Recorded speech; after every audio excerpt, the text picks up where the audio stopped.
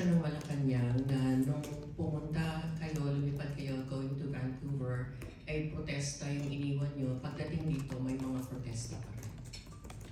Ang Pangulo naman po, siguro lahat naman ng bansa at lahat naman ng mga leaders ay sanay sa protesta. Ang tanong na lang natin, yung kanila bang sinisigaw ay may katotohanan? Ang kanila bang sinisigaw ay mayroong basihan?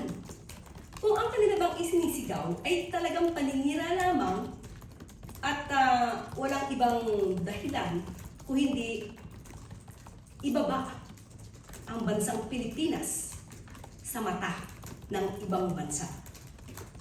Hindi ba dapat minamahal natin ang sarili nating bansa? Hindi sa pamamagitan ng pagprotesta ng walang basihan. Huwag nilang sirain ang sarili natin bansa. Nadigati ko ano sinisigaw nila kahapon. Kung meron po silang ebidensya, lahat ng sumisigaw dyan, lahat na nagpo-protesta, kung lahat kayo po ay may ebidensya, kayo po ay malayang pumunta sa Ombudsman, sa DOJ, magsampa na kayo ng kaso.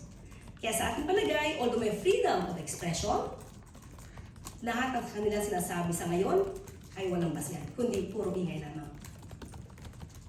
May tanong mula kay Ross Tuturo.